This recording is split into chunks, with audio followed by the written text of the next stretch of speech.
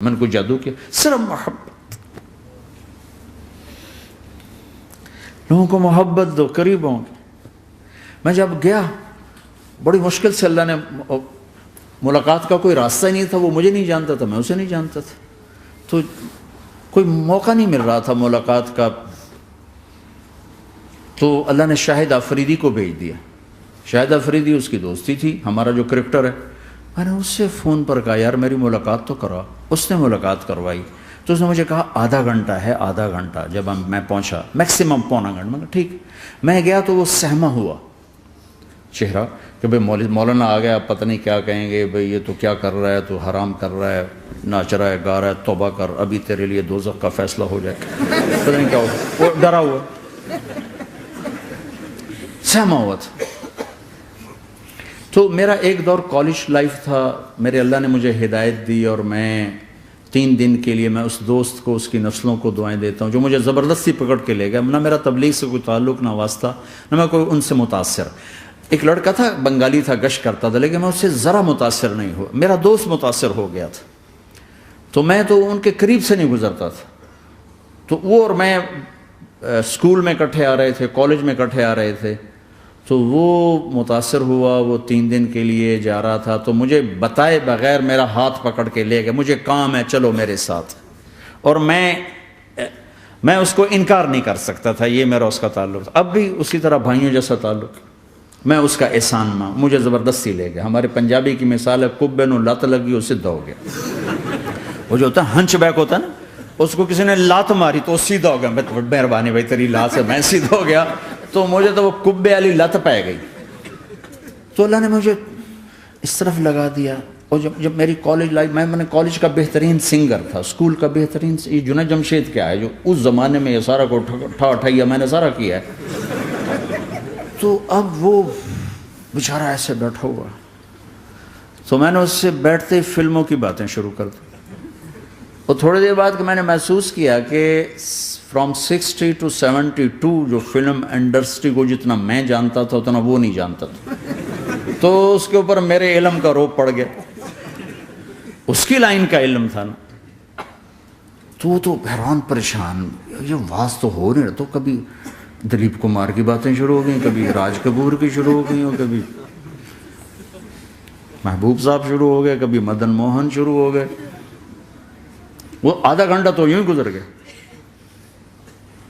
تو آدھے گھنٹے کے بعد میں نے کہا جی ہمارا تو ٹائم اوور کا نہیں، اٹھیں چلے ادھر چل کے بیٹھتے. وہ کھانے کی ٹیبل پر تھے تو ہم وہاں جا کے بیٹھ گئے. پھر وہیں باتیں شروع ہو گئیں. جب اس کا سارا خوف دور ہو گیا اور ریلیکس ہو گیا، اس میں پونے گھنٹے سے 50 منٹ گزر گئے تھے. تو پھر میں نے کہا عامر بھائی آپ حج پہ آئے ہیں، اگر آپ اجازت دیں تو آپ کو اپنے نبی کا حج سنو. کہنے لگے ہاں جی ضرور سنائی. پھر میں 1.25 گھنٹہ بولتا رہا اور وہ ایسے کر کے یہاں سے وہ یوں نہیں ہوا. 1.25 گھنٹہ ایسے بیٹھ کے یوں سنتا، ہلا نہیں اپنی جگہ سے. لوگ محبت کے بھوکے ہیں، تم فتوے دینا شروع کر دیتے. 2 گھنٹے کی ملاقات کے بعد جب ہم نکلے تو نیچے تک چھوڑنے آیا عامر خان. حج کے بعد میں نے کہا ایک ملاقات اور ہو جائے گا، ضرور ہوگی. پھر اس کا میسج آیا کہ میں مدینے چلا گیا ہوں، معذرت چاہتا ہوں. میں نے کہا میں مدینے آ جاؤں گا. میں مدینے پہلے ہو آیا تھا حج سے پہلے. تو اس نے کہا کہ آپ 14 تاریخ کو آ جائیں، 4 سے 6 کا ٹائم میں نے آپ کے لیے رکھا ہے. تو میں جنید اور ایک اور ساتھی ہم دوبارہ وہاں چلے گئے. 4 بجے 4:15 ہم اس کے ساتھ ہماری سٹنگ شروع ہوئی. 4:15 سے 10:15 تک 6 گھنٹے مسلسل. اور اس کے ماتھے پہ ذرا نشان نہیں آیا کہ میں بور ہو رہا ہوں. اور اس کے بعد ہم اٹھے، اس کا جی نہیں چاہ رہا تھا کہ ہم اٹھ کے چلے جائیں. محبت. پھر ایک امتحان پڑ گیا. میں اجتماع میں تھا ریمنڈ کے پچھلے سال. اس کا میسج آ گیا میری فلم تلاش آ رہی، اس کی کامیابی کی دعا کرو. اے چنگی بڑی. میں کہا اب کیا کروں. جواب دینا بھی ضروری، دعا بھی نہیں ہو سکتی، کیا کروں. تو جب وہ میسج آیا تو میرے سامنے کوئی 10-12 علماء بیٹھے تھے. میں نے کہا بھائی یہ میسج ہے، اس کا جواب. کہا جی یہ ہمارا فیلڈ نہیں تمہارا ہے، تو ہی جواب دے. میں سارا دن سوچتا رہا، مجھے کوئی جواب سمجھ میں نہیں آیا کہ جان بھی بچ جائے، جواب بھی چلا جائے. پھر اگلا دن بھی گزر گیا، مجھے کچھ سمجھ میں نہیں آیا. میں عصر کا وضو کر رہا تھا، ایک دم اللہ نے ایک مضمون دل میں ڈالا. تو میں نے فوراً بیٹھ کے اس کو میسج کیا کہ عامر بھائی، جو کریٹو ہوتا ہے نا ذہن، یہ اللہ کسی کسی کو دیتا ہے. تخلیقی ذہن یہ اللہ تعالیٰ کسی کسی کو دیتا ہے، ہر ایک کو نہیں دیتا. اور یہ اللہ کی بہت بڑی عطا ہوتی ہے.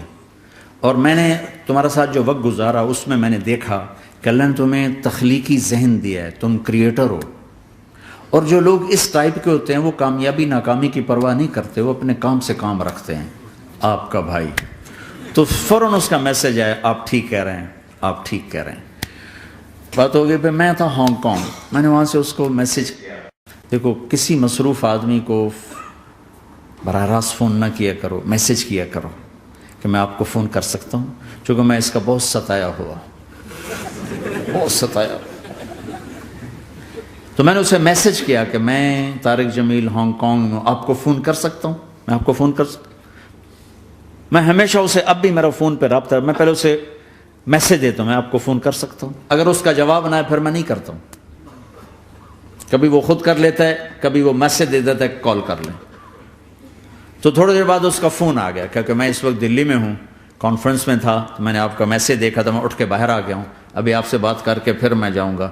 تو اسے باتیں کرتے کرتے کہنے لگا آپ کی دعا سے میری فلم کامیاب ہو گئی. میں کہا یا اللہ میں کوئی نہیں کی تھی تینوں.